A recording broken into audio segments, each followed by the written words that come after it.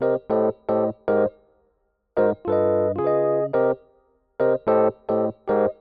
everyone, it's Malia. If you've been following me for a while, you probably know that I'm currently in South Korea. But ever since then, I've been posting a bunch of videos or just pictures and stories, and I've been getting so many questions about Korea and what it's like traveling here, about the quarantine, and just so many questions. So I thought it would be fun to film a Q&A for all of you. Last week on Instagram, I posted a story with a question box and I got a bunch of questions from everyone. So I'm gonna try to answer as many as I can. I'm not gonna answer all of them because some are very similar to each other. And also, I really trust that everyone who's reached out trusts me with answering your questions, but I'm not gonna lie, I still sadly don't know the answer to everything. Like, I'm still pretty clueless to all of this as much as you are. Like, I'm just a mere traveler who will be in Korea for 2 months. So if I don't answer your question, it's either one, it's similar to another, or I just don't know the answer. So I'm sorry if I don't get to it. Definitely recommend reaching out to maybe someone at your local embassy or someone who lives here who might actually know the answer. Also, I split up my questions into different categories like COVID and quarantine, transportation, language, etc. So feel free to go head to whichever part of the video is most relevant to you, or you can watch all of it. If you do, you're a real one. But without further ado, let's start with the questions. Update on COVID restrictions. So this is very general, but I'm just going to put it in summary. Right now, Korea, I would say, is still pretty strict or conservative when it comes to dealing with COVID. There is an indoor mask mandate for almost everywhere. I don't know if there's an official outdoor mask mandate, but compared to back home in the US, everyone wears their mask indoor and outdoor, even if you're walking on the street. And I honestly really appreciate that. I feel like that means they're just taking COVID really seriously. So when you come here, please wear your mask. Wear your mask. But indoor dining and indoor shopping still exists here. I don't even think there's a capacity limit. I haven't seen anything about a capacity limit. And then this is the biggest policy that everyone knows about South Korea, is that Korea operates on a QR system. But today is March 3rd, and actually all of that changed. So as of March 1st, a few days ago, Korea completely got rid of that policy. So all of February, I was showing a vaccine verification paper because that acted as my QR code. Essentially what the QR code system was, it was to show proof of vaccination. For foreigners, you were able to get your vaccine verified at a local health center, and they issue you a paper pass, and that ultimately acts as your QR code, and I didn't have any problem going anywhere with it. But like I said, that has been completely scrapped, and as of right now, anyone vaccinated or unvaccinated can eat indoors and go shopping. I heard they might think about revisiting it and implementing it. I think the change was due to the upcoming election next week, but I can't say for sure. But yes, as of March 3rd, it is currently out. There could be possibility of it coming back, so I still think it's safe to say you should be vaccinated in case they decide to bring it back. But for right now, if you come to Korea, you don't have to worry about it. What's the current flow like when entering places? Do you still have to call a number, show a vax paper? Let's say they bring it back and you come to Korea. So when there was a QR code system, you would either go in and you would scan your QR code, or foreigners would show that paper pass. And that was pretty much it. At some places, not all of them, some places required you to call a number, and this was used for contact tracing. So that's why it was really important to still get a Korean SIM card, because if I didn't have that Korean SIM card and that number, I wouldn't have been able to make that call for the contact tracing. And I think if you can't make the call, you technically can't eat in. So get an unlocked phone and a Korean SIM card so that you can get that Korean phone number, and then there's no issues. Did the health center issue your vaccine paper right away, or did you have to go back a few hours later? So yes, they did issue it right away. A quick summary of how to get it verified if you ever need to. You just go on Kakao Maps and type in public health center, find the nearest one to you, and then you go there, bring your passport, and bring your country's official vaccine verification. So for me in the US, it was my vaccine card that we all know. And then you hand it to them, and then they do some things on the computer, they get it registered, and then they issue you that paper pass. He made it very clear to not lose the paper pass because I believe they cannot issue you a second one. So he just said, do not lose it. So take care of that paper pass if you have it. Quarantine and social distancing policy, please. Thank you so much.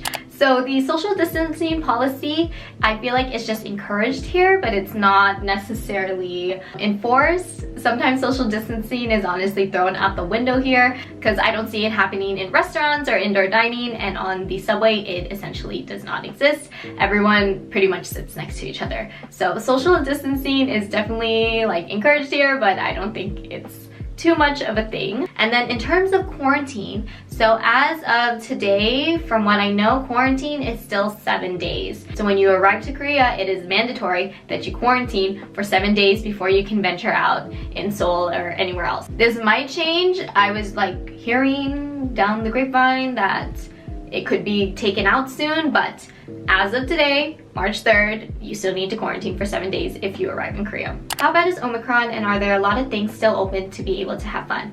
So once I arrived here, I was getting a lot of messages or comments from people who live in Korea, annyeong, by the way, hello, that Omicron is actually really bad over here. I think around February, South Korea was hitting insane like numbers and their highest recorded number of cases per day. Essentially, COVID was really bad in Korea around the time that I arrived. I wouldn't say that I felt it though when I was here. Like, things are still generally open. I would say the weekdays, Monday through Wednesday, are really quiet and a lot of stores are closed. And I would say in certain areas, I could tell that COVID hit them really hard, like in Itaewon and in Myeongdong, especially Myeongdong. It's like really sad. If you knew about Myeongdong before COVID, it was like hustle and bustle. Everything was open. There were so many street vendors, and there it's literally a ghost town. That was really sad. I was really excited to see more lively areas, but honestly, I go to Hongdae and Sinchon a lot. Those are near colleges, and those are always so busy. Gangnam is really busy too, so I wouldn't say that things are not fun here. Things are still a lot of fun. Traveling in general is fun. So even though COVID has affected the country, it's affected everywhere, to be honest, I still don't think it would ruin anyone's trip.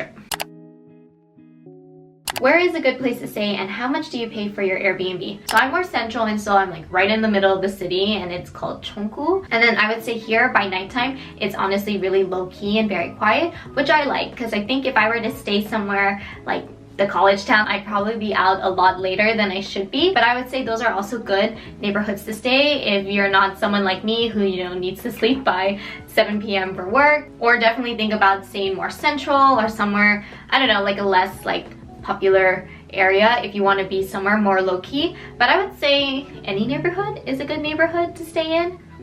I don't know, I'm not the expert, but I'm happy here in Cheonggu, and I'm sure I would have been happy also in other areas as well. And then in terms for the Airbnb, I'm currently in a 1 room, or it's not even a room, I'm currently like in a studio apartment, and it's about 2,000 for 2 months. How did you know where to stay and what areas were safe to be in? I didn't. I literally went on Airbnb, and I think I was more looking at how the Airbnb looked versus the location. Yeah, I did not know where was a good place to stay. But in terms of being safe, I think that Korea is generally very, very safe, especially for solo female travelers. So I wasn't really concerned in terms of safety. That could just be me being naive, but I think in terms of coming to Korea, I already initially felt very safe coming here, so yeah, that wasn't in the back of my mind. T-Money card, what can it be used for? Different types of payment can be used anywhere.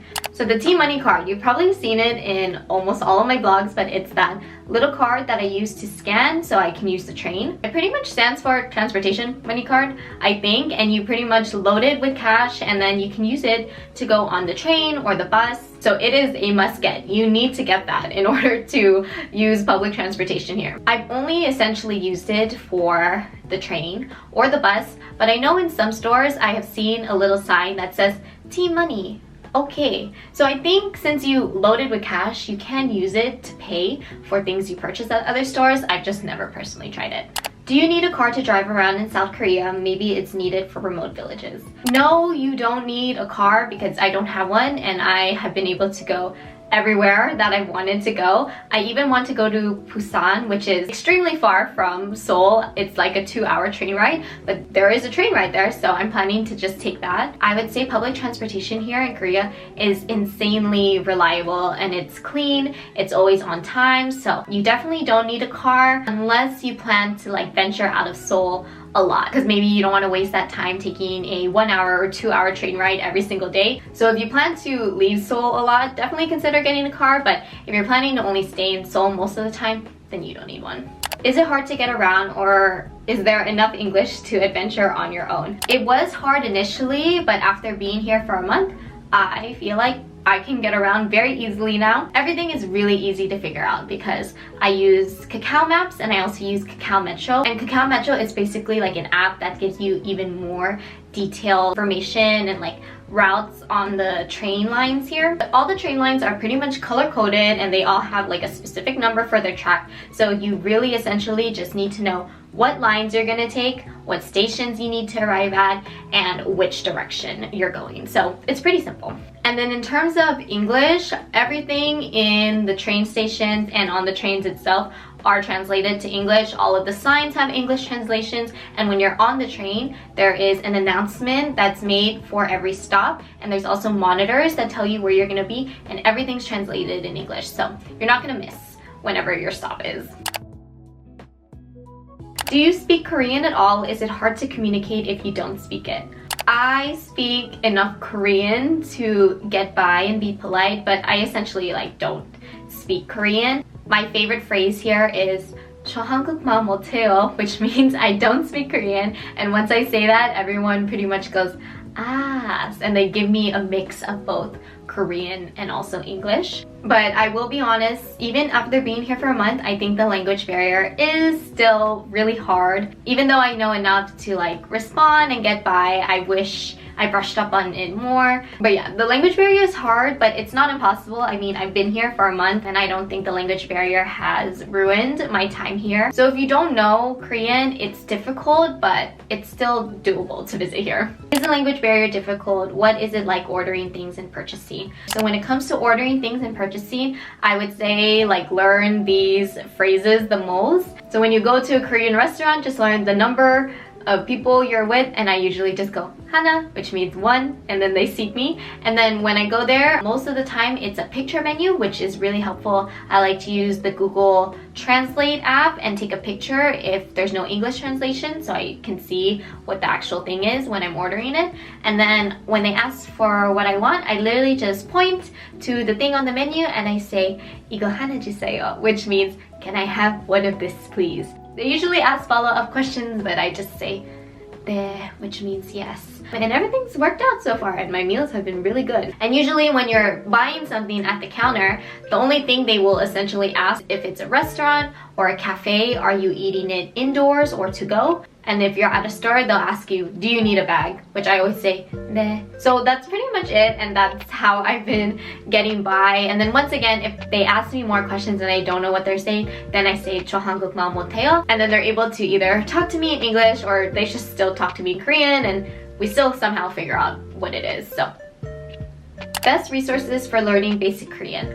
So I was teaching myself Korean last year. Things definitely got busy and obviously that didn't go too far, but I would say the best resources for learning basic Korean are websites. There's a lot of websites online. I don't remember them at the top of my head, but I'll link them in the bio. But definitely recommend learning Hangul. That's the Korean alphabet, and it's honestly really easy to learn. I learned it in about 2 days. But if you're like me and you don't have a lot of time to learn the language, I would say YouTube is your best friend, because I have 2 Korean books that I got from Amazon and I have not touched them. But what has helped me is going on YouTube and just searching things like basic phrases in Korean, or phrases you need to know when in Korea, or phrases you need to know when at a restaurant in Korea.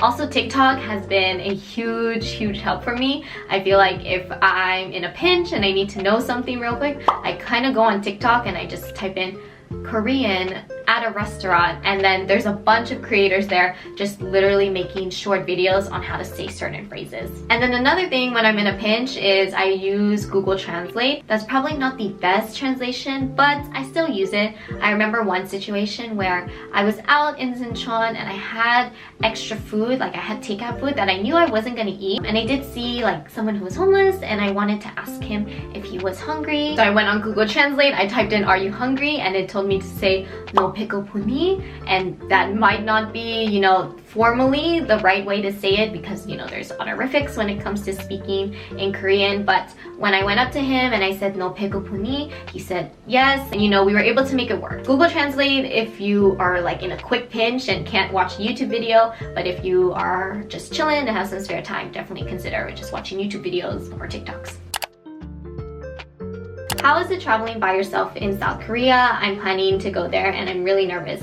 Don't be nervous, I hope you go there. But honestly, this is my first international solo trip. I did 3 domestic solo trips, Hawaii, Seattle, and Washington DC last year. So I honestly thought I was right out of my mind crazy for doing this year.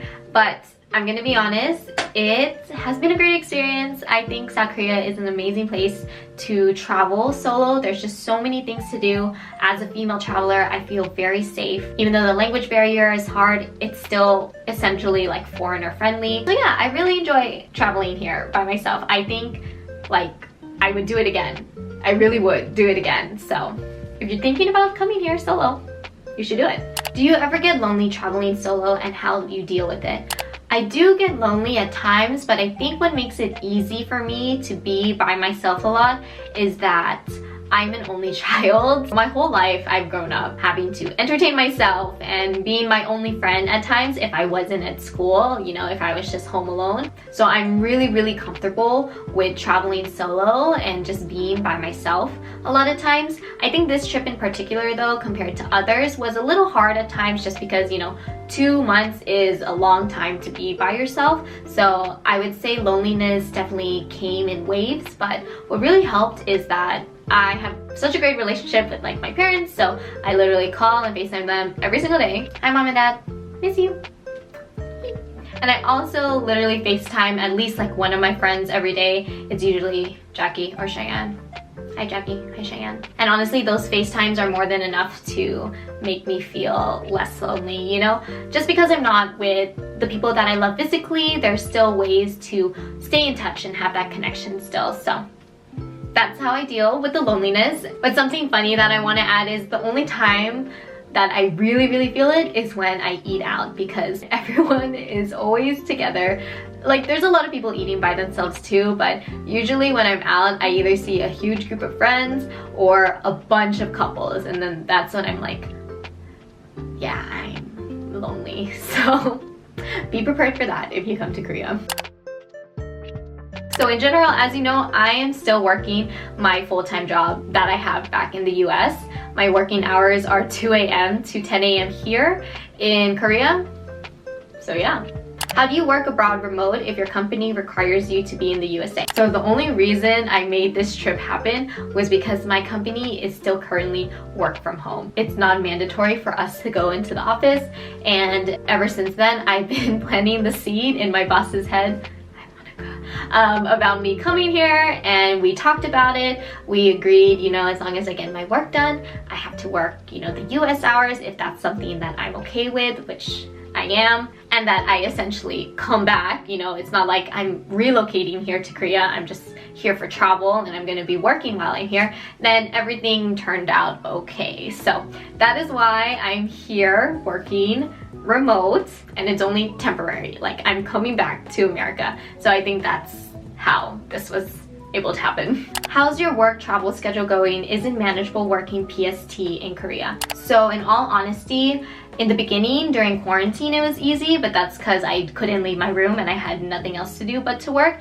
But once I got to Seoul, it was so rough, and it's still very rough. But you know, you gotta do what you gotta do. This is the sacrifice I told my boss that I was willing to make in order to be in Korea for 2 months. I think what makes it hard is that I essentially have not been sleeping. I'm so sleep deprived, because if I want to get at least 7 hours, I should be sleeping by 7 p.m. here. But most of the time I'm arriving back home at 7 p.m. and you know, you need to relax and unwind and shower and get ready for bed. So sometimes I think I don't sleep until like 8 or 9 or 10, and that's like really bad. So by the time I wake up at 2 a.m. I'm essentially a crackhead. So I'm probably not the best example in terms of work-life balance or like being a responsible worker and getting my 8 hours in. Definitely like just living on the edge and not getting any sleep, but it's obviously manageable. I'm able to do it, and I think what's going on in my head is that I know this is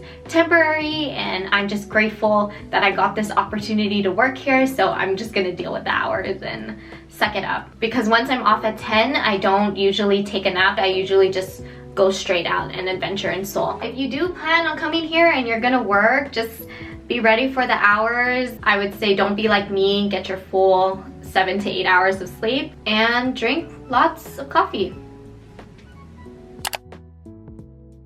Biggest culture shock, is it hard not knowing much Korean? So we talked about the whole language barrier stuff, but biggest culture shock, I can't think of too much just because I consume a lot of Korean media, so I feel like I knew what the country was like before coming here. Also, Korea and Japan are very similar in how they like operate, so things weren't too much of a shock to me because it's very similar to Japan. I would say the biggest culture shock is that people don't hold doors for you here.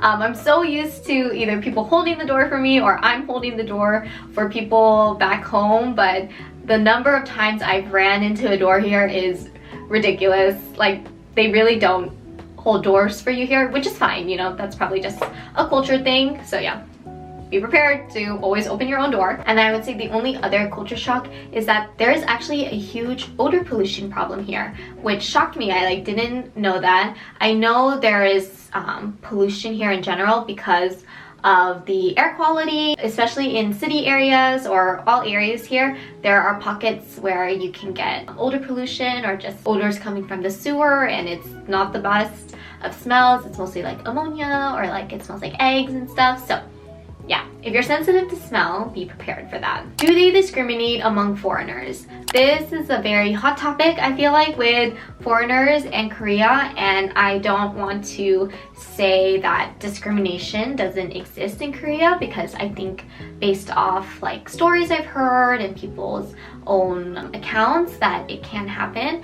For me personally, I haven't felt discrimination here as a foreigner. I feel like I do get a lot of looks because I think people can just tell I'm a foreigner, but essentially everyone has been very nice to me, but that doesn't mean it doesn't exist. I do want to acknowledge that. Hopefully, like, people who come here, or anyone in general where you go, I hope you do have a very open and like good experience where you go, but always keep in mind that discrimination does happen in other countries, unfortunately. Are cafes expensive?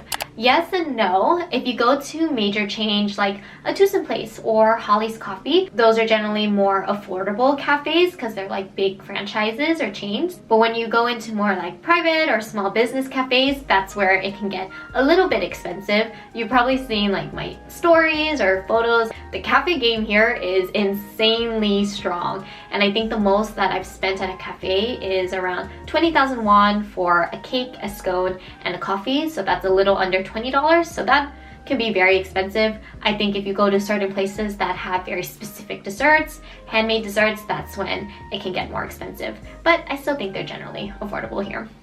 Would you suggest bringing Korean currency with you or doing the exchange there? So I don't know essentially what is the best option, but what I've always done when going international is I would just bring money. So I think for this trip I brought 2,500 with me, and then I just did the exchange here. I like doing it that way because I don't want to exchange all of my money right away, so I exchange it whenever I'm running low. And I feel like exchanging as I go has kind of helped me like budget, like, okay, I'm running low on money this week, maybe I should like spend a little less. But yeah, that's how I do it. Do you miss me?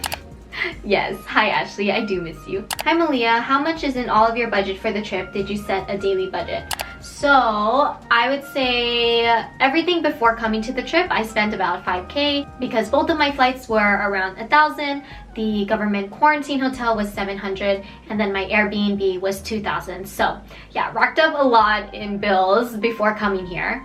And then in terms of spending money, I brought 2,500 with me to spend for 2 months. I do not set a daily budget.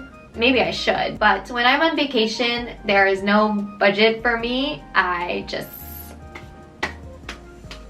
Which is really bad. That's really bad. But I think I just acknowledge that like I'm privileged to be able to travel, to not pay rent, and that this is my main focus in terms of spending my money. So I don't set a daily budget. Definitely if you know you are tight on money, set a daily budget. I would say safe side, if you exclude like souvenirs and buying things, you essentially could only spend around $30 or less for food. Like food here is very cheap. Transportation here is insanely cheap as well. So your daily budget, if you don't account for like personal shopping, it could be around $30 to $50 a day, if not less. What tips do you have for someone who's planning to come to Seoul this year? I would say the biggest tips are just to plan ahead of time. Don't be like me and plan your trip a week in advance. Like, don't be crazy like me, but definitely just given with COVID, I would recommend being on top of those embassy websites and just being continually updated on the quarantine and just COVID situation that's happening here, just so that you don't have any surprises when you're coming and essentially being banned from entering because you didn't know there was a quarantine, you didn't know you had to pay for the quarantine and stuff. So just really educate yourself before coming in terms of like the quarantine and COVID policies. How does it feel to live my dream? I don't know, it's insane. I think that was a good last question to have. I'm extremely grateful to a lot of people for making this trip happen, you know, to my boss for letting me come, to my parents for letting me come, to all of my friends who have been supportive, and of course just to myself for pushing myself to go on this trip at the end of the day. So it is insane that I'm here, and I hope everyone who's watching who wants to travel, not just to Korea, but just solo travel in general, I really hope that you get that opportunity one day. It is such like a liberating experience to travel by yourself, and you just grow so much as a person. You learn to be with yourself, you learn to love yourself, you open your eyes to different cultures, and you really like become more open-minded as a person. It is a dream, but it is also a privilege, and it is an amazing opportunity. So I am extremely blessed and happy that I am here, for another month, and I'm also so happy that so many people have found me somehow through YouTube or through TikTok or Instagram and are just so kind and like celebrate this trip with me. You know, I'm just one person and I try my best to reply to all the comments, but even if I don't reply to your comments or your messages, like I do see it and I'm like eternally grateful for all the support. I hope this helped. Hopefully it wasn't too long of a video, but if you watch the whole thing, kudos to you. Once again, I'm so sorry if I couldn't answer your questions. I didn't want this to be too long of a video, and also I probably just didn't know the question, or I'm just saving it for later for after my trip. But if you still do have questions, like burning questions, please just put it in the comments below. I will try my best to answer it, but I hope this all helped you if you are trying to go to Korea or you just wanted to watch it for fun. If you did like this video, just make sure to hit the like and subscribe button and the bell button. Until then, see you soon. 안녕! 사랑해!